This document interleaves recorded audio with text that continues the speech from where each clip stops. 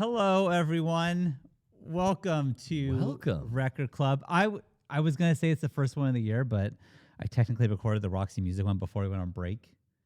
So that was the first one of the year. But this is the first time we're recording in 2024. Yeah, it is January, but we're still festive. The decorations haven't been taken down yet. Garrett said, I'm going to take that down. I said, well, let's just record Record Club first. He said one more. With the holiday spirit. As David Bowie would have wanted. He would have wanted the holiday spirit. Well, he's English, and they love Christmas over there. They love saying Happy Christmas. Oh, Happy Christmas. Oh, here's a cracker. What is... a cracker? What is that? It's a thing you pull. Yeah, and it blows up in your face. If I can't eat a cracker, I want nothing to do with it. Yeah, don't get me excited for a cracker when it's something that's like a... Yeah, and kind of racial. You know, they started with calling cigarettes a naughty term, and now they're cracking me. Wise? All right. I'm getting real sick. Real sick of the limey Brits. That's what I'm saying. But David's okay. Welcome, everyone, though, for the first of the year. Garrett, how was your break? Oh, good, man. Yeah. I stayed home a lot, which was the goal. Oh, good. Yeah, just spent time, honestly, hanging out with the dogs. Oh. Cooking my own food. Oh. Instead of eating out. Okay. Fucking cooked so much chicken. Chicken? Pretty much all. He's barbecuing it, or what are you doing with it? Boiling it. And boiling the chicken. It's so much faster. I'm making so much food. Is boiling chicken, does that taste good? No. It sounds terrible. No, it tastes like shit. Yeah, it's so bland. Yeah, what do you put on it? Like, well, there's this new Korean sauce I got called gochujang. Okay. It's like a spiced chili paste. Oh, that's pretty good stuff. Boiling the you chicken. put some hot sauce, stuff like that. Oh, okay. You know what, though? I'm making so much chicken because also I feed the dogs chicken and rice. Oh. So I just boil a ton of frozen chicken breasts. Mm-hmm. I'm putting it in their food. I'm putting it in my meal prep, Okay. But just, Hey, staying healthy. Staying healthy on the Christmas break. I eat so much unhealthy food. That's what everyone does. But, there's so much stocking candy and stuff like that. And then we just have in our table in our living room or our dining room. The snack candy, just always out. It's just buckets of candy. Yeah. And I'm walking by, I'll have a red vine on the way to the kitchen. Of course. And then, why not? And then it's like, it just nonstop. Yeah. And I just I can't. Hey, the stocking candy and chocolates were gone Christmas night. So it was kind of like I was a good. So you had a bad day, but I had a bad day, but then I was cheat day, and then I was on good behavior. Since then. Yeah. Well, anyways, we digress. We're just talking. We're just catching up. I haven't seen Garrett in a couple bit. This is a week or two. Yeah, it's been like 2. It's so nice having before working construction, I never had a large amount of time off unless I used my vacation time. Right. Being an hourly employee. Yeah. Well, it's been so nice having the break. And the reset every year that we do here. We take, I think it's like a week and a half we took off. Yeah. But it's just the right amount, rather, to make you want to come back. You missed me a little bit, didn't you? I did. Knew it. But I feel like it's the right amount of time because we do practically live together for the entire year. Yeah. Especially when we're on tour. Oh my God. We don't have a second away from each other, which is fine, but it's a lot. And we saw each other up in Buena Park when we drove up for to Rocco's birthday thing too. Yes, so we did see each other, but it has been a little bit. But the good news is that I pulled the last day of our work of 2023. I did the Record Club, the very last thing, and I pulled this album. Oh, I wasn't on that one. What was it? It was Roxy Music. Yeah, which is I almost was like, okay, I'll come back. Which is funny because you were on Sex Pistols, and you were on before that, right? I haven't done 2 in a row yet. I thought you did. I haven't done 2 in a row yet. No, you had Dick on before me. Dick on. Yeah, maybe. I don't know. But it's a toss-up because Rachel really likes Roxy Music, right? too. But she was in the UK, as fate would have it. But so that was one for me. It's like, I can't be on too much. I got to pick up and choose. I like it when you're on. I enjoy it. I do too. Thank you. And I hope our patrons at home. They do. They love it. This will be an extra long episode, first one of the year. We did all that recap in the beginning. We're not doing 20 minutes. I can talk do a little longer. Ever about David Bowie. So now, David Bowie is funny because I know David Bowie, obviously the name and all that stuff. I had never listened to the entire album though. I've never listened. And this is, I was thinking about this while I was, during the whole break, I'm listening to this album probably 100 times, so many fucking times. Mm-hmm. And I was like, Why have I never listened to this album before? I've obviously mostly know the songs from Rock Band or Guitar Hero. Oh, that's interesting. Yeah, and this is by far his most famous, I think, most mainstream album. Yeah. And Ziggy Stardust and the Spiders from Mars. Is that the full title? Ziggy Stardust. Oh, it's just Ziggy Stardust. The Rise and Fall of Ziggy Stardust and the Spiders from Mars. The spine just says Ziggy Stardust, but you're right. On the cover, it is The Rise and Fall of Ziggy Stardust and the Spiders from Mars. What a fucking title. Name, dude. It's wild. So I was doing a lot of research on this, and a lot of it, there's a lot to go into with this album. But Garrett, how did you first find it? I said Rock Band for me for a lot of these songs. Most of them I hadn't heard though, honestly. Yeah, so this is real early on in my life. So probably late 1980s. My parents listened to music around the house, and I had heard David Bowie, just around because specifically these are my dad's 8 tracks from when he was, 4 tracks. 4 tracks. I don't know. I think because of recording music, you use an 8-track. It's a very common. 8-track's the thing they had in cars and stuff. I think the 8. We had this conversation. Was it on a movie club or a record club? We talked about this. Talking about this album driving up to Rocco Sing on Tippin' Apart. I was conflating 8 tracks because that's a very common recording gear for like recording a garage band. Like you have an 8-track recorder. But you're okay. But a 4-track is what these are. Oh. We were conflating the two names and switching them around. But these 4 tracks were basically like laying around my house growing up. And I was always interested in my parents' electronics. Yeah, how does this even work? What it's like I've like obviously heard of these, obviously. Yeah. So and on the drive up, I think I told you I have Ziggy Stardust on 8-track. That was incorrect. I have Changes, which is a best of album that you're holding. Oh, okay. Which half of the songs on that are on Spiders from Mars. Interesting. And then the other one I have is the David Bowie live from the Tower in Philadelphia. This one, all of the songs that aren't on that from Ziggy are on this one. So between you have all of them. I think there's 2 B-sides like Star and Rock and Roll Suicide that aren't on. No, that's on this. It's gotta be on That's that. on the live album. There's basically 2 B-sides that aren't on these 2 8-tracks that I grew up with. That when I became a teenager, like I bought a CD and picked up the full album. But yeah, I got into this through my parents. Okay. And basically, this was the first concept album I had ever heard, and I didn't know what that meant. Now when I hear people talk about a concept album, it's like they reference, is it Tommy from The Who? Yeah, The Who, yeah. It's like this whole album, it tells a story. This is a concept album. It's all one piece of art. This is really the first time, unknown to me, I was listening to what people consider a concept album. Because this whole thing is like it's a story in the universe of this this gender-bending rock group. Yeah, and this is basically someone coming from another planet to tell the Earth that you have 5 years left of civilization. Oh, wow, see, I didn't even pick up on that. That's the first song. That's the first song. That's them coming down, being like, hey, there's pollution. Like, my planet is dying. This planet's also dying. Mm-hmm. And now, here's the thing, is I did so much research on this, but again, when I do research on this, like, I don't have, like, the firm, like, David Bowie saying this, like, so I could be incorrect. But that's this is what I have interpretation. heard. I've listened to some, like, interviews and all that stuff, so this is what I am gathering. And if I'm incorrect, please let me know in the comments. That's totally fine. I'm not upset. But I'm saying, just don't, get the tattooed on your wrist if this is real, because I don't know. But I heard that he had a brother who was schizophrenic and always was saying the world was ending. David Bowie did? David Bowie. Now, I really? looked and tried to find, did he have a brother? And I've heard this 2 times from different interviews. Then try to research it. I'm like, I don't see evidence of a brother, so I don't know. But maybe if you have a schizo brother, he doesn't get written about in the 1970 papers. Yeah, I don't know. So maybe This is not the information age when all this shit came out. Or maybe, yeah. It could have all been a family secret, and it's very rare. I should just Google it. Now, I have a laptop here now, which is yes, the first time. The new introduction to the I have record a club. fucking, can you even believe it? No more paper.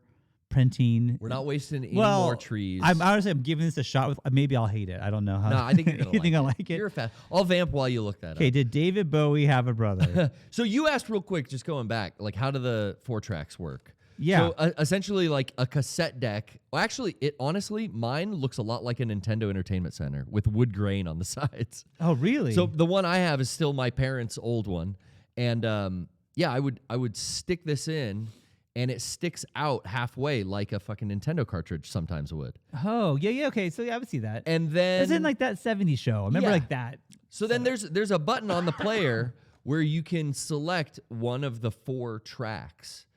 And I think it's magnetic tape like a cassette, but it's a cassette tape, but it's a little thicker. So I don't know exactly if this is true, but I think there's 4 tracks horizontally going across the tape. So at any time you can just switch. You could switch to another track. Oh. But you would have to you couldn't rewind or fast forward. You would just have to wait until there's only 4 songs on a track. Right. So I want to listen to Sweet Thing, but the first track is 1984. Okay. Well, I'd either have to wait or on track 4, the first 2 songs are Width of a Circle and Gene Genie. Let me listen to those. Then I'll switch back to track 1 and hear Sweet Thing. But what if they're different time? See, that's the thing. You would have to kind of fuck with it. Like, I don't like this song. I'm going to go to track 2. Oh, I like this song. Oh, but the song I'm waiting for on track 1 might be ready. So you would you keep going back and forth. I would bump around all the time. I'd be crazy. wearing the tapes out by switching tracks. Okay. A lot of cars had these too in them, to where you just plug this thing into your Camaro. That was before they had cassettes. They had these. Yeah. Interesting. Yeah. After records, before what we know as a cassette tape, which this is just a form of a cassette. Yeah. With magnetic tape, That's just crazy. Yeah, wild. 1976, 74 is the copyright date on this. So he did have a brother. He did. He did have a brother. Terry Burns was David Bowie's half-brother. He was admitted to the hospital after multiple suicide attempts. He escaped hospital grounds in 1985 and took his own life nearby. So I think he was deeply troubled. So yeah, he escaped and committed self-death. Super, super sad. So yeah, so that kind of looks like him in that photo. Vaguely, he does a little bit. Yeah, he didn't have the heterochromia. No, which surprisingly. Heterochromia is the different colored iris. Did David Bowie have that? Well, he didn't. A lot of people think he had that. Like he had a contact or something? No. It was a birth defect where I believe his pupil is just larger, or it's shaped. The black of his pupil or something, it's the absence of color in one eye. Interesting. So it's different. A lot of people think he had heterochromia, which is like a blue eye and a green eye. Typically, it's those 2 colors. Or a blue eye and a hazel eye. Right. But it was just the same eye color. One of his pupils just kind of obscured the other. So it always looked like he had like a contact in or something like that. Super interesting. Yeah, very interesting. So David Bowie, he kind of is interesting. I was looking into his earlier career before this, and he was just trying to make it in any possible way. Folk and all kinds of different kids genres. Album. Yeah. And it was like a wacky Potato Man or some weird shit. It was just some weird thing. Then he made his first album. Well, he changed his name, obviously. His name is not David Bowie. It's David Jones? David Jones, yeah. And he... not a bad name, honestly. No, but David Bowie is cooler. Yeah, it is. For sure. Bowie. So then he made a solo album, and they had Space Oddity on it. But no one knew what to make of it because Space Odyssey... It's a weird one. It's fucking great, though. And that's the first song that really clicked with me. That's the first track on the Changes, the best of that I had. And I fucking love that song. Oh, love it. Love it. And so good it got an unofficial sequel. I forget who sings that song, but it's like their one hit. It's like, oh, really? Come in, Major Tom. The countdown starts. 4, 3, 2. Who sings that? Below us. Kevin, who sings that? Drift. You got Google right there. Yeah. But no, such a good song. It got a fucking sequel. How many songs get sequels? Not many. Unforgiven got about 2 or 3 sequels. I don't want to talk about that. But this is another band loves that song so much they made a fucking sequel to it. I didn't realize that. That's interesting. So, but the rest of the album on that album is kind of folky, and so Space Oddity was a hit. But then they got the album. Everyone bought the album. It's like, well, this isn't nothing like What's this? Space Oddity. Yeah. What is this? So then he kind of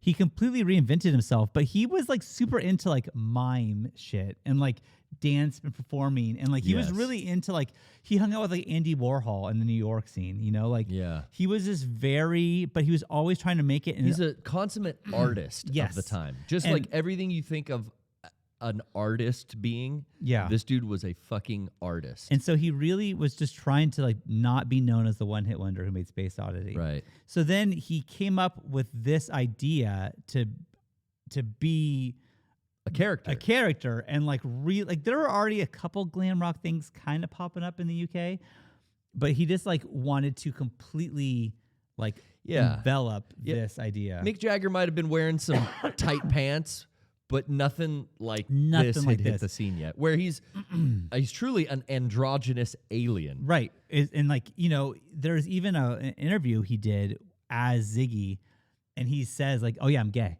And like, but that was like in the 70s, no one would just do that. That's you talk about the last track, Rock and Roll Suicide, that was career suicide. He's currently married at the time he said this to a woman. I think he has a son too. So like Zoe Bowie. That is quite the revelation. But then people are now thinking like, oh, he was being in character of Ziggy then. Why couldn't they figure that out? Dude has highlighted orange fucking hair sticking out of his head. He's dressed in like patent leather bodysuits. I don't know. So he was really into Japanese fashion. And that's where a lot of the Ziggy look came from, was like the sequel, like the metallic looking bodysuits and all this stuff. It's almost like if an alien had leisure wear or you know, a stunning spacesuit. Apparently his band, the Spiders from Mars, were not all the way sold over it. It was like, wait, you want us to wear what? Like, we're in a rock band. Like, you want us to wear like, what is this? Peacock feathers? Yeah, they were just like not sure what to make of it. And honestly, the record label got the first cut of it, and they're like, there is no hit on this album. Are you fucking crazy? So then he went in. Oh, okay. This is before it was finished. Before it was finished. Okay. And then I'm like, everything's a hit. It ended up kind of becoming that way. Yeah. But wait a minute. Just to double check. So then he wrote Starman. Yes. Which is the biggest hit. It's up there. It's up there. You know what? There's so many on here. There's like 6 that are all such 5 out of 5, 10 out of 10. Yeah, Starman's one of them. Starman, and so he wrote Starman, which is crazy that you just like write Starman. Right. But then they performed it live on some, I forget the name of the TV show in the UK, and they did that. And it like blew up. Like everyone like couldn't believe what they were seeing. And it's like back in the day, you know, like in the 70s, there was again like 2 channels. And so like everyone watched the BBC. The same shit. And if you were on TV, you've made it. You know, that's just, you know. True. Now there's 10 billion ways to watch 10 billion things. And every loser's got a podcast. Who does that? Yeah. Come on. By the way, I'm going to stop real quick. I had bronchitis during the break, so my voice is not what it should be. I apologize. He's coughing in that direction though, luckily, you know, and he's well. At this point, I'm not contagious. I'm not worried. I can't give you bronchitis, but I'm just saying my voice is a little fucked. So forgive me. Yeah. Anyway, so he wrote Starman. Then they toured, and it became like, you know, it got big very quickly in the UK. Okay. It was huge. So RCA in the US signed David Bowie for like as a US artist. And so the part I thought was super interesting was like, okay, in the UK, it's going well. Everyone's super into this. They're buying in to this thing. But in the US, it hasn't broken through at all yet. And they haven't really promoted David Bowie at all. Mm-hmm. So then they go over to the US, and the manager, which his name is Tony something, but I'm not going to remember exactly what it is, but it's okay. He was like, we are going to act like you are the biggest fucking thing on the planet. So he came to the U.S. He had bodyguards. No one knew who the fuck he was. Oh, this is promotion. But he had bodyguards wearing like karate suits and like or like gis or whatever. Smart. And then like everywhere he was like, I want you to go everywhere and spend the most money you possibly can. And like you're gonna ride in limos. You're gonna order the most expensive alcohol. Yeah, exactly. The most expensive food. You're only gonna stay at like a 5-star hotel is not good enough for you. Like you gotta go. You know, it's like it has to be. The presidential suite at the Four Seasons. And so RCA was just going in the hole because they're spending all of their money on like they stayed at the Beverly Hills Hotel, and not just like David Bowie and the band. It was like the roadies. Everyone was staying there, and they stayed there for 6 weeks. And they were just spending fucking money. But what a cool like, are you sure? Okay, Tony. But it ended up working. Yeah. And everyone like on the coasts, he started like going to like arenas and stuff because like people are like, what is this? This big deal from the UK. Right. And it's like it's so big that clearly he's fucking loaded and like has all the money in the world, and he's like dressing like this and like, what is this? But then we would go to like the middle of America. They'd have the same arenas, but like no one would come because they're like, we didn't get the message. We don't know what this is. There's no 6-star hotels in Kansas Delaware. City. We don't know what the fuck this is. Yeah. But eventually it ended up like paying off. But how interesting. I just thought it was wild that he was just faking it until he made it. Dude. He's like the epitome and of that. that was the RCA exec's decision. I mean, I guess like they're You said Tommy or Tony? Tony. Okay. Tony was our manager, and he was the one insisting on it. And then RCA, I guess, was just along with the. I mean, you would think eventually, be like, all right, fuckers, like, yeah. 6 weeks at the most expensive hotel in LA doesn't need to happen. You know, like it's super whatever. But, anyways, I thought that was interesting. But let's talk about the album itself. Let's talk about it. It was, can I real quickly run down the Spiders from Mars? Oh, please. So you might recognize the name Mick Ronson, guitar, piano, vocals, Trevor Boulder, bass, Mick Woodmansey. Nick Woodmansey. And he's on drums, and Dana Gillespie backing vocals. So interesting enough, like all the documentaries and everything I've ever watched on David Bowie, it seems that and the reason I don't recognize most of these names is like every album or every time he gets together to do like a project, he hires new people that are in the soundscape of what he wants to do. He's doing, and that is true. So this soundscape was like, well, I got these guys to make the Ziggy, Stardust, and the Spiders from Mars album, but then when I go quit performing this, basically, I'm going to start from scratch. And it seems like every album, this is something that David Bowie does. Yeah. Up until Black Star. Yeah. Mick Ronson is the one that everyone credits as like... He produced the entire record, I should say. Yeah, and he's was like super... His guitar, I guess, is like... I mean, the guitar you can hear it. It's like American rock and roll throughout this album. Yeah, there's blues, is. It's good. But yeah, produced by David Bowie, Ken Scott... recorded at Trident Studios in London. Arrangements all by David Bowie and Mick Ronson. They also said that a lot of times and I found this with a lot of Record Club research, that like a lot of times, same with Elton John, he did not want to do more than like 3 takes. And if you didn't get it within 3, it's not happening. And they just give up on it. And it's like, which is so, I don't know what that is, but like, so the band knew like we have 3 shots at getting this right, or, who knows? Or they're going to re-record me. Yeah, also...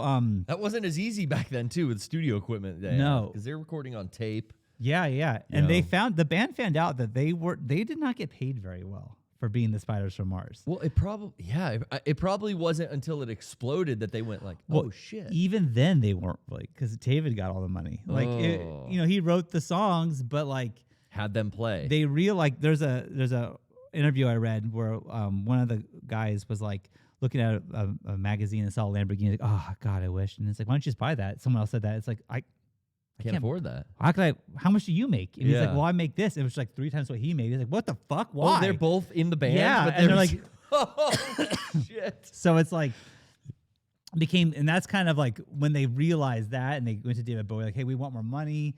Then I think that's when, like, we're not bringing it back. Like, it was, and he's like, "Hey, I'm not gonna keep running this into the ground. I'm gonna do my next thing anyway." Right? So, yeah. So, anyways, it's super interesting. Very. Okay, so let's talk about the album. So 5 years, is the first warning. song. It's a warning. It's a warning. Now, I will tell you right now, the songs of this that I had heard would be Moon Age Daydream, Boom, Starman, yeah, Ziggy Stardust, obviously, Yeah. and Suffragette City. yeah, And those are the 4. And I think those are all in Rock Band Guitar Hero games. for sure. But the other ones I had not heard. And how? It's like they're all good, right? They're all good. They're Even all this is earlier, I real was good. like, "Oh, what was this one? Soul of?" I don't remember that. Is that one that good? And then I listened to it while we were doing merch a couple hours ago. Just ran through the album one more time before we came on here, and I was like, "No, this one's a fuck." I know the words to every song on this album. And the sax in that, it's kind of yeah, sexy. yeah. But back to 5 years. Sorry. No, it's fine. So first time I put this on, I didn't know what I was expecting listening to this album. But 5 years is so it's him coming down, saying you got 5 years left. I'm an alien, and I'm taking the form of a rock and roll god to be. And if you can get all that from those fucking cryptic ass lyrics, well, I couldn't. Good for you. I had to read it. Yeah, that's not for me. because I do love. There's a lot of songs on this album that tell a story in essence. Mm-hmm. Like here, or maybe not telling a real compelling story, but they're painting like a really detailed landscape, a really fleshed out image for you. And 5 years, I think, does that for me. Yeah. Even with how avant-garde the lyrics are and stuff. Yeah. My brain filled like a warehouse. It had no room to spare. And all these weird similes to things that it's like nonsense. And I feel like this is some of the first lyrics I had ever kind of enjoyed when I was discovering rock and roll music.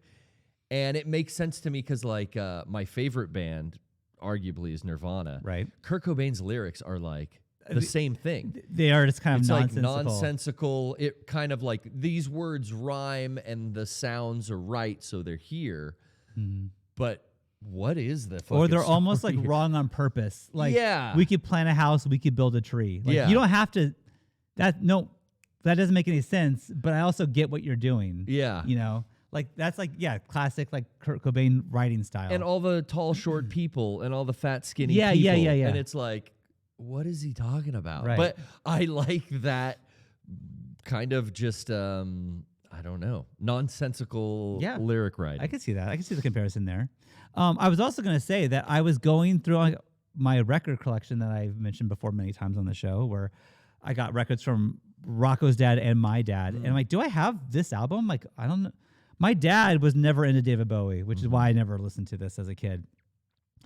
But I found something, and I don't know if this is like a rare thing. I don't know where it came from, but I do have it. And it is this album. It's a bootleg. Wow. The art on that is so cool, too. Yeah, it is. I wish I could. It's like a monk show it holding closer, a knife. But it's like a little dagger. He's like Standing a monk in a right doorway. there holding a dagger. But it's David Bowie with the Spiders from Mars. It's from London, July 3rd, 1973. And it's it's honestly just like It's a well-made bootleg. It's like just like the artwork is like pasted on, so it's kind of like a little loose or something like that. But illustrations by Joan King, May 1st, 1975 for Wizard Records. Wizard Records, which is like some bootleg, company. Yeah, or I don't know where this came from, but like this. It's a full album almost. It's the whole album plus the added Space Odyssey. Oh, but this is the last time he ever performed as Ziggy Stardust. Oh wow! This is the show. So I don't know. What's that going for on Discogs?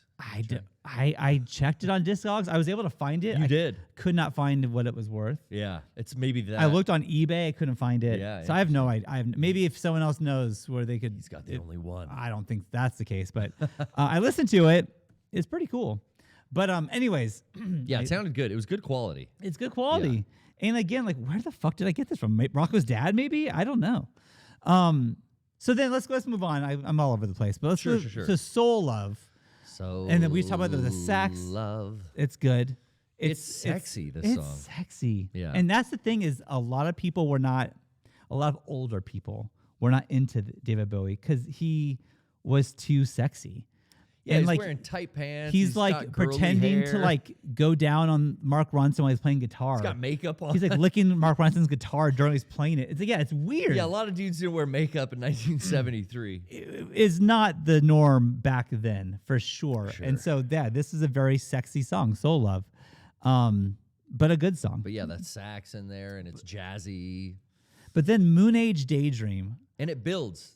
Oh, yeah. That song, and I think 5 Years does too, just real quick, going back to 5 years. Yeah. And Soul Love. They're both these songs that kind of start out simple, slow, building, grandiose. David Bowie's like screaming the lyrics out at the end of 5 years. Yeah. His voice is cracking. Because he's like, getting desperate. And this is like a punk song now. He's like screaming into the microphone. And then once you learn, like, oh, he's trying to save the world. He's like trying to get his message out there. It's like he's desperate to get it out. Oh, it's very interesting. Soul Love builds in that way too. By the end of it, it's a nice build. Well, how does that build at the end? Because I'm thinking of the do do do do do do do do do do, but I don't think that's Soul Love. Is that Soul Love? No, I don't think so. I'm getting Moon Age Daydream. Yeah, that's it. But Soul Love just like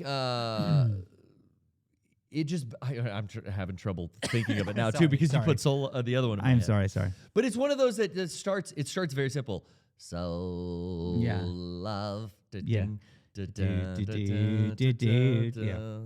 it's just guitar, but then the sax comes in, and then it's rise, rock and roll, souls and future, inspirations. That's right. You got it. Self-control. Those are the wrong words, but it's good enough. Yes, and then it calms. It crashes like a wave on the beach into Moon Age Daydream, which I just did a little bit of. So good. That's so good. So I was so pleased with myself.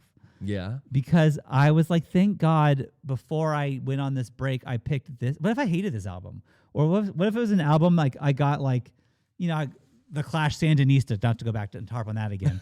But if I got that again, it's like, I don't want to listen, like during my fucking vacation, I have to listen to this album again.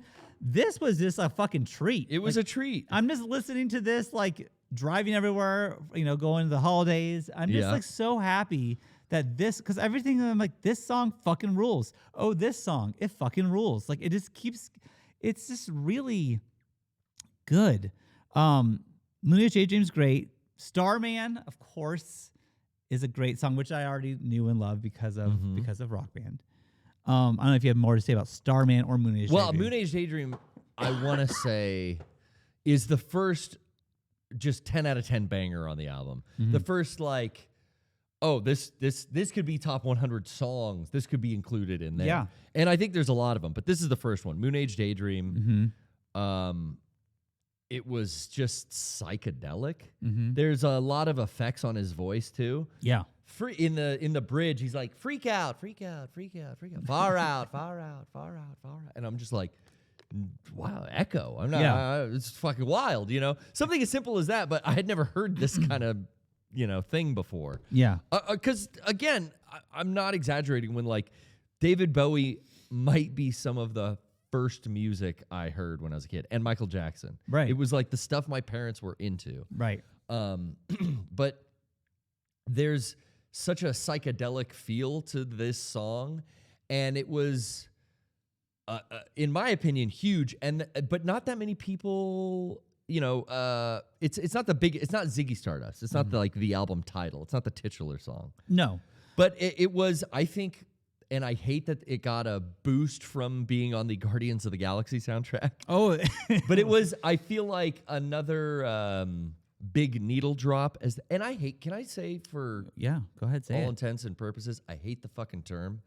Needle drop? I think Anthony Fantano has made the term needle drop more popular than it needs to be. Because whenever I hear someone talking about songs in a movie or a TV show, they're like, yeah, the needle drops. And I'm like, what are you talking about? The songs in the fucking movie That's are weird. good? Yeah. No, the needle drop in Guardians. So where they start the song? Is that what you're saying? It's just like when you drop a needle on a record. Yeah, and so but like I'm sure it's like the second. I don't think it has to do with the first song. No. I'm sure you're saying like the section of the song that started, because you start. I guess you could start in the middle. You start wherever you want. I don't know in where the song song comes from, but I'm fucking sick of it, and I just used it. Well, I never heard it before. You're introducing me to this. the fact that it was in that Guardians movie, I think, put it on a lot of new generation's radar. Sure. Which is what happens. It's a good. They're like entering like a space station that looks like a hollowed out skull, and there's alien fucking neon everywhere. And they drop that song. That's good. They drop the needle. They drop the needle. Chris Pratt was like, "I'm dropping the needle." He's like, "I'm on my cassette player. My mom left me." He didn't really drop the needle. He just pressed play. He just play. Yeah. He had one of these things. Fucking Fantano. Yeah. But yeah, this is the biggest. This is the start of the big bangers on this album. Okay, but then and then Starman is another one. It's equally a 10 out of 10 for me. Yeah. Tells more of a coherent story. Yeah. Too, that is actually like, okay, this is about an alien. And I can hear, it definitely sounds like a hit. Like you hear this and think this is a single for sure. You know, which is why he wrote it. He wrote it to be a single on this album. And it's weird. It's not like a rock. There's a lot of like rock and roll from America influences on this album, I feel like. Yeah. This one, I don't even know what to classify as. It's like, it's not a children's, it's almost a children's song. I mean, which is, it's happy. He did that. He had a children's album. Yeah. So, I mean. It's big. It's bright. This song has like a lot of instrumentation in it. Yeah. It's another of the huge ones. And then I feel like later on in his career, you know, he made a movie about being an alien, the man who fell to Earth. Mm-hmm, yep. And I feel like this Starman story is like the precursor to that film. Okay, I can see that. I just always made those connections. Have you seen that movie? Yeah. Oh yeah. Oh, I haven't seen it. Not in years, but yeah. Is he naked? I heard someone talking about that. He was naked in it. I think maybe. You see his butt? His buttocks? Yeah. Hell yeah. Anyways, Starman's great. Now, It Ain't Easy is the final track on this side, on side one. It Ain't Easy. What do you think about this one? This is a cover, I think, right? Oh, I don't know I think it's written by Ron Davies. You're right. Yeah. So I think this is a cover. Or is Davies not a guy in the band? Yeah, you're right. This is a cover song. Holy shit. Yeah. Learn something new every day. You learn something. Now, who is Ron Davies, you may ask? I don't really know. I should have looked into that a little more. This is the one that I was like, yeah, there's no bad songs on this. There's some that are like, whatever, like maybe It Ain't Easy. But then I was just listening to it, and it's like, no, this thing fucking rocks. No, it's good too. This is the one that I feel like is it's a Southern rock song. Mm-hmm. Which is like... It definitely is. How does this sound like Leonard Skinner? Well, because Ron Davies was an American songwriter musician described by CMT News. So it's a country song. That's why it's got that fucking twangy guitar in it. Yep. Yeah, so he is a country artist. And David Bowie liked the song, so he covered it. Yeah. And put it on this album. Is this the one with the harp? It sounds like there's harpsichord going I think through so, the background of it the whole time. Yeah. Bowie, throughout his entire career, would hire musicians that don't play traditional rock and roll instruments. Mm-hmm. It's like, yeah, we're throwing some harpsichord dude. Yeah, there's Mick Ronson's playing the auto harp on 5 years. There's a wide range of, it's not bass drum guitar. Yeah, the harpsichord is on that, uncredited. Yep. And so was that's when Dana Gillespie singing the backup vocals. So. Okay. Now we're gonna flip the album, and we got starting off with Lady Stardust. Man, 2.5 years left. We're already halfway through. 5 years. It's almost over, baby. Oh God, we better. Oh no. Start recycling. Lady Stardust, I think, is a great song. I really like Lady Stardust. It's. Oh, God, it's almost a tie for my favorite song on the album. I could see that. Yeah. Lady Stardust is fucking great. It is. Now, I don't know. I don't have that much to say about it besides I really liked it. Great story. Again, a great storytelling song of like, it's almost reminds me of On the Road Again. You know, that Metallica cover. I forgot who originally does it. But it's like the story of Lady Stardust playing in a dive bar in the Midwest and like the audience not understanding. People stared at the makeup on his face, laughed at his long black hair and his animal grace. You know, it's like he's not being appreciated while out on the road in these terrible venues. That's like the story that I get. You know, I get the homophobia and the like. Oh, interesting. The anger at this performer up on stage as he's like letting it all out. Okay. I mean, yeah, that's interesting. That's always how I took it as? it took this song. Yeah. Okay. I like it. I didn't think about that, but I will next time I listen to it. Interesting. Now, next we have Star. How does this song fucking go? Wait, I'm gonna pull it. I want to be like a rock and roll star. Oh yeah. I could live my whole goddamn life as a rock and roll star. La la la la la la la la, yeah. This is like a Little Shop of Horrors song. I can see that definitely. This is like sure weird fucking musical interlude where it breaks into a show tune or something. Yeah. But again, it's a super memorable and super. It's an American sounding song. Too. Yes, I agree. It's funny. I'm listening. You know, it's every time I do a record club, I always want just to play a smidge of the song. I was almost going to bring in the 8-track player. Just to remind myself, yeah, like, because I know all the songs. I listened to this 1,000 times, but I look at the titles like, I think I know that Seriously, I forgot it, but I planned over the vacation. I was like, yeah, I'm going to bring my 8-track player and a Bluetooth speaker. Oh, we just play and then we can, as long as I don't play more than 10 seconds, I don't, but also this is for our Patreon. Patreons. That's what I was going to bring We could play 30 seconds of a song. I'm going to look into it because, like, I think if I just played a smidge of the song, it would help everyone out. Yeah. Well, also it would remind us, like, oh, yeah, this is that song. Yeah, just like oh, yeah, because obviously, Starman I got. I don't need help with that one. You need me for the B-sides on this one. I need you. I think I know the word. Now, I sang them incorrectly, but I think if I'm listening along, I know the words to every song on this album. You do? Because you listen to it that much. Oh, 100%. That's awesome. See, I'm so glad that you're doing this with me. This one is like, I would have skipped the Sex Pistols to be on this episode. Now, it's funny because I remember, so I was leaving work my last day and I called you about something else. I forget what I had to talk to you about, but it was something. Yeah. Oh, you know what it was? Is I called you by accident.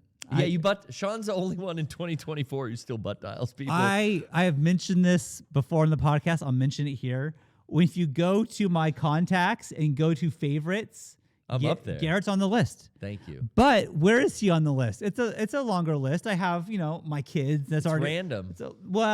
He happens to be right where if I'm on the phone and I go to hang up and the person hangs up before me. Oh, it's I'm gonna hit that spot. That's right where the red. So thing they hang up and then you hit my name. Exactly. I go to hang up the phone. They beat me to it, and I'm already in the press button mode. And then you put it in your pocket. No, I don't hit it. I know. Oh, it goes like this. Okay, a second here. Well, that doesn't matter. Yeah, I got my phone here. Okay, so here is Garrett. I'm gonna hang up the phone, but he hung up before me, and I go like that, and I go and then I go a half hour ago, Sean called and me. It is, I mean, Hold on, let me call him back. And it's like a split. It's not even a second. It's, oh, fuck, I called Garrett. God damn it. And it's always, I was trying to hang up the phone. I was talking to like Beckett or something. Anyways, so I called you to say I apologize. Also, I got Ziggy Stardust. I thought you liked that album, and then you like lit up. Oh, yeah, that's why I was like, oh my God. I'm so glad I didn't come on for Roxy Music. Have me on again. I'll be on. So thank God. Yeah, yes. Good job. Well, thank God I butt dialed you. Mm-hmm. Okay. Hang On to Yourself is the song that is next. I don't remember what I'm gonna play this one because now let's play it 30 seconds. Not even 30 seconds. This is trying to 1 think if second. I can start this one in my head. It's hard to start. I just need to know how it starts. Okay, got it. See, that's all I need. Now, are you mad, YouTube? Are you mad? I don't think so. No, I don't think YouTube's mad. Okay.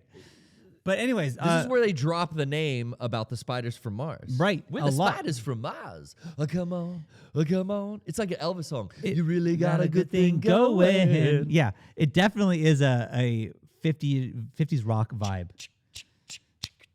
Yeah, now, it's like it's a snappy little fucking do the twist. And I kind of like how there's so many different like genres in this one album. And this is definitely more of the old school rock and roll type sound to it too. Good song. I liked it. Yeah, it's pulling from 1950s. And it's only 2 minutes and 40 seconds. Yeah, it's a nice. We're talking about the spiders from Mars. It's kind of like, I guess in the grand scheme of the album, it's like, he's getting bigger and he's getting the word out there. Like that's kind of what I think this is. Hang On to Yourself. But it's a B-side. It's not. It's not Lady Stardust. It's not Starman. It's not Moon Age Daydream.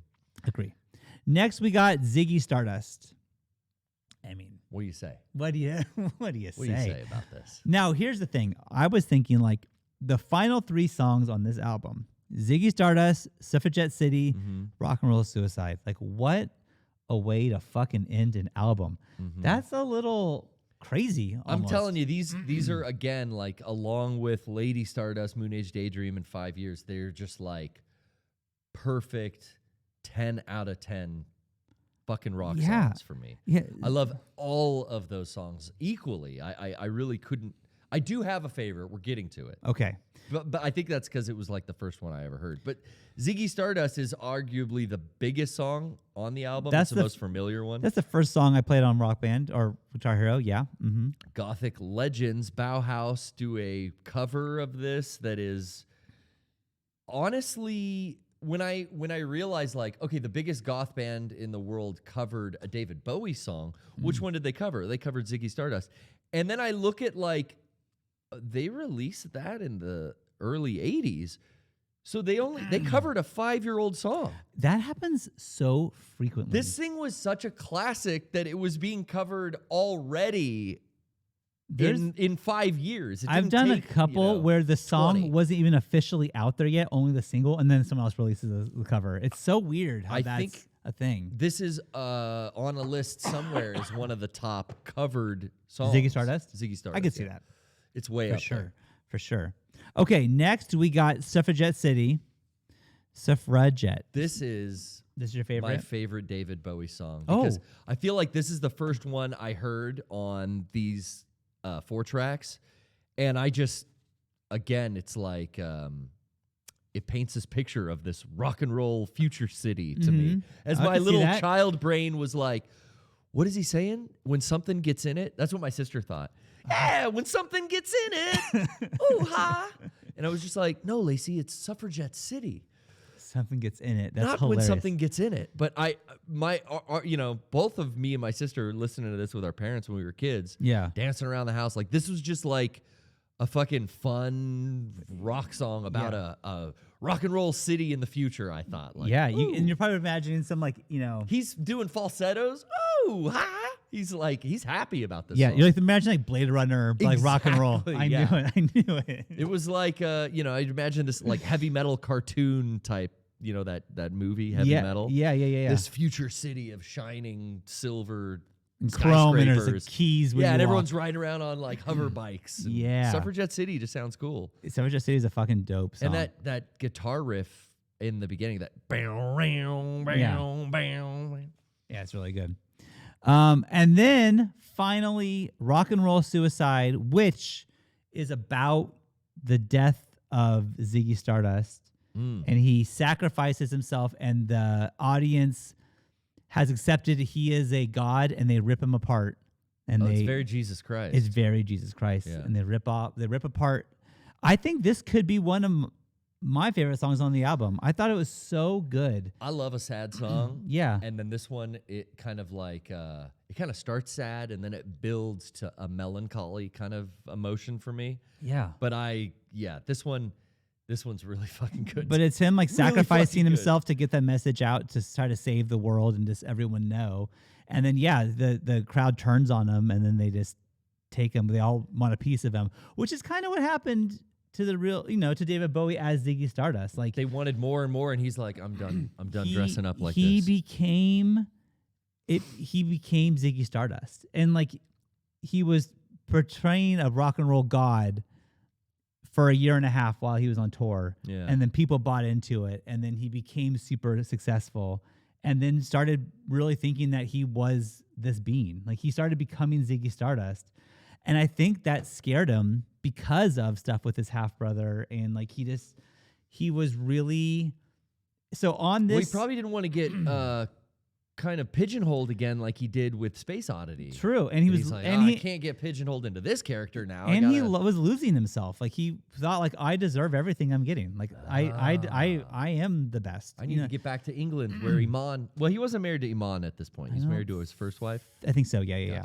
So I think, so there is audio, I believe it's on this, where he gives the this announcement? show, he's like, I listened to it a couple times, but it's interesting because he's like, I don't think the band knew that this was going to happen. And he comes, they do the whole show. Yeah. And then he goes, I hope you enjoy this show. I know we're going to remember this one above all others because this is the last time we'll ever be doing this. All right, thanks, bye. And then that was it. Like Ziggy Stardust is gone. Yeah. And then he stuck to it, and Ziggy Stardust, which is crazy because he was so big. It was becoming so big, but he's like, I cannot live like this anymore. Yeah. This character is now dead as of this second. So he just killed off the character.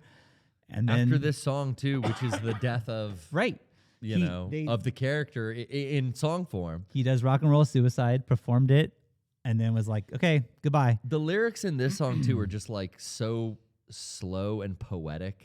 Stuff like you pull on your finger and another finger and then a cigarette. And it's like, what are you talking?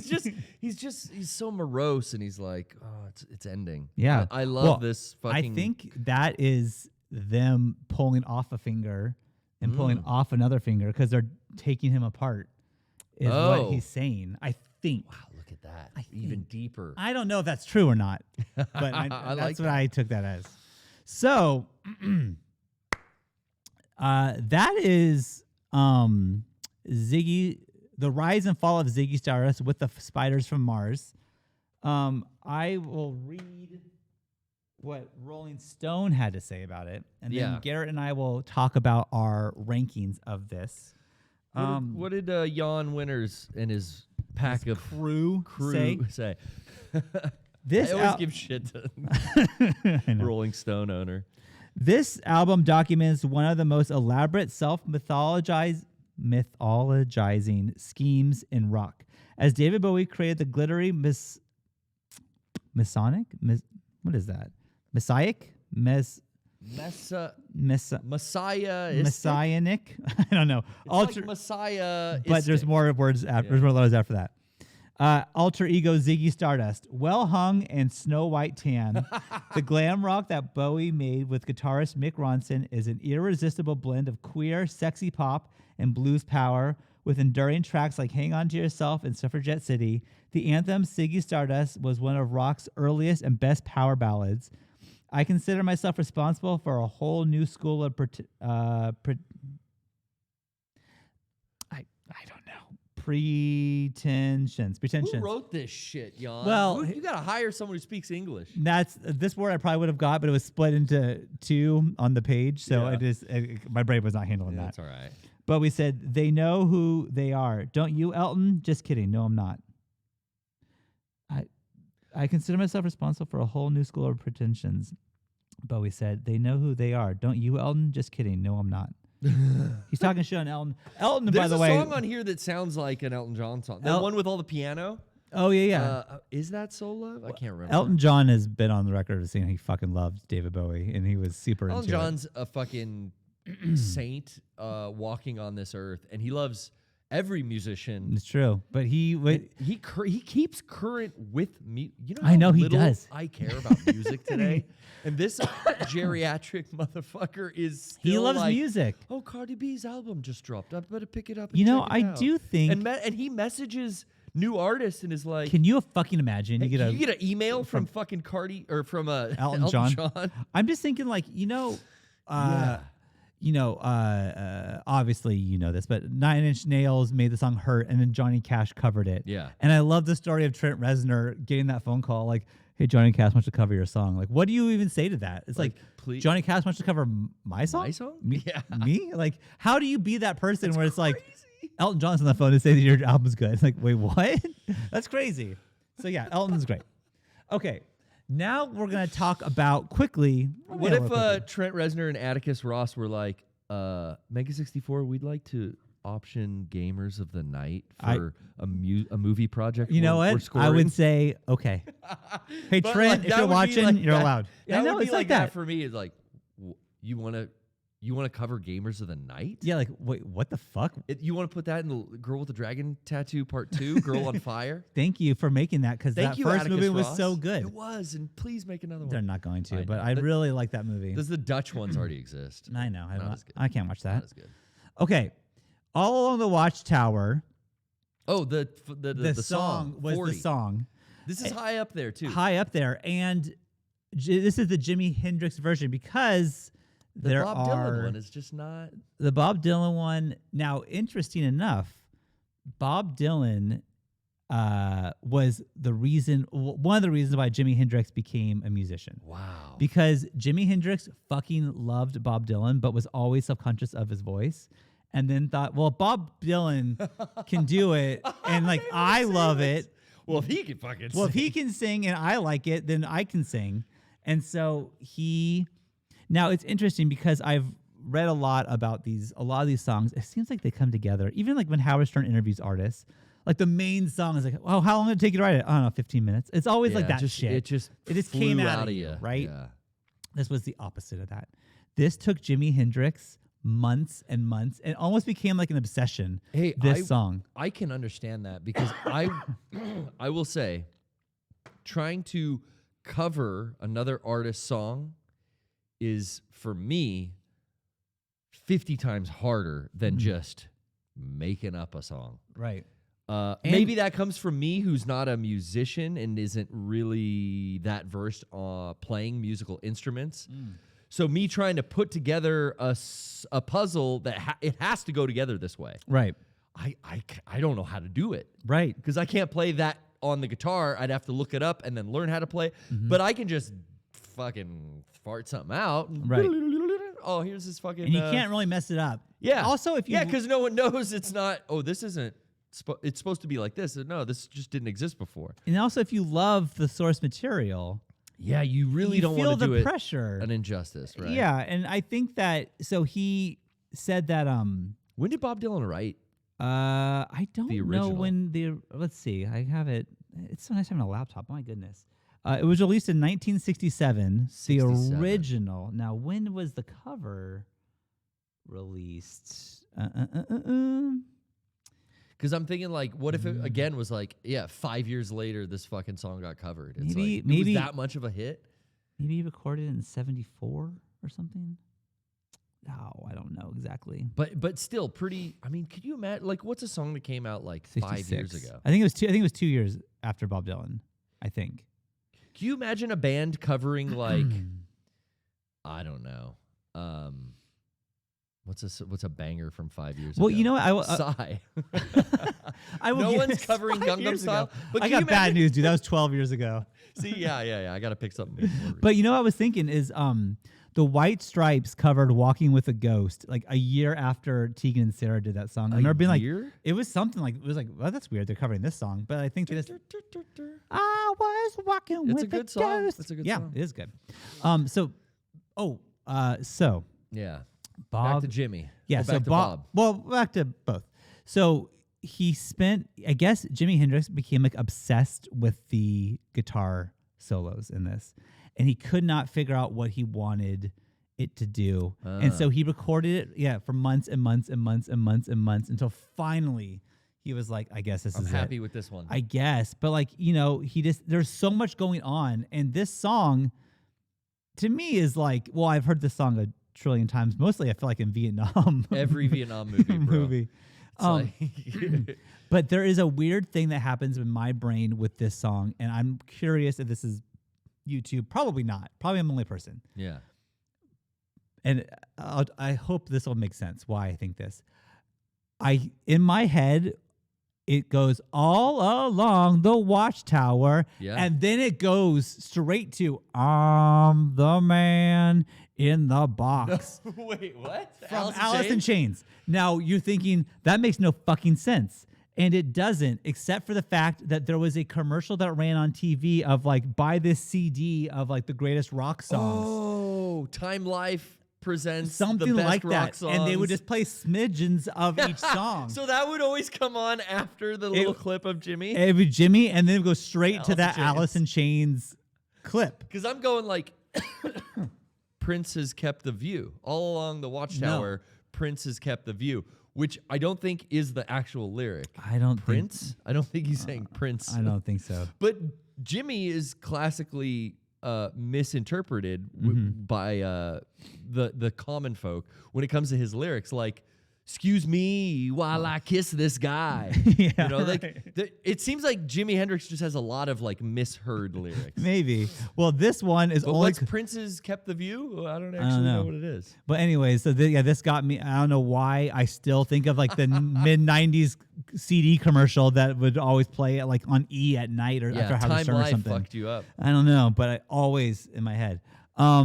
Okay, I did get officially that this came out in '68 and the Dylan one came out in '67. So it was like a year later. He heard the song and then he spent so many months. He probably started recording it right then. That's fucking crazy. I mean, unless it was just like no one gave a shit about the Dylan one, but that's what I don't know. Well, I think that Bob Dylan was an established artist. He's huge, he was a thing. Now, what did Bob Dylan think of this cover?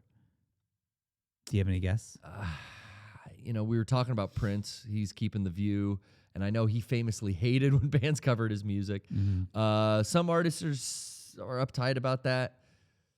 I don't know because it's only I would say he disliked it. It's like You Stole My Thunder. You got way bigger reception, and you waited a year to put it out. I would say he disliked it. His quote upon hearing the version was, "It overwhelmed me. Really, he had such talent. He could find things inside a song and vigorously develop them. He found things other people wouldn't think of finding there. He's probably improved upon the spaces he was using." Wow. I took licenses with the song from his version, actually, and I continue to do it from this day. So he likes it. So he adapted the Jimi Hendrix version. So now when he does the song, he adds the Jimi Hendrix stuff. Wow. When did he say that? Because I could feel like, 1981. He said that he's pretty pissed, but 1990s, he's like. He said in 85. But Jimi Hendrix, I think, died. When did Jimi Hendrix die? Because this came out in 1968, right? Yeah. And Jimi Hendrix died in probably early 80s, maybe 1980? No, because he was young. He was only 27. 27 Club, yeah, he's definitely in there. I can't believe that he was that young. Died in 1970. Okay, so 2 years later, 1 year later. Mm-hmm. Fuck. Yeah. So he was. Yeah. So I don't know if Jimi Hendrix even knew that Bob Dylan loved his song. Probably didn't. Interesting. Okay. I realized we didn't shakers. We didn't do shakers or pieces of vinyl for. Well, Gary's I think pieces of vinyl. I know. All right, Boff. Okay. It's obvious. I give it. You give what? David Bowie. David Bowie's. The Rise and Fall of Ziggy Stardust and the Spiders from Mars is easily 5 pieces of vinyl for me. And you know what, Garrett? I hadn't heard the whole thing, but it is a super easy 5 pieces of vinyl for me.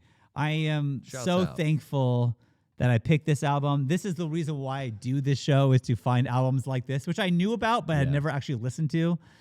This fucking rules. Like, I was blown away by it. And it's high on their list of 500. This is 40. This is 40. That's relatively high on the list for the song as well. Yes, and the song for me is quintessential.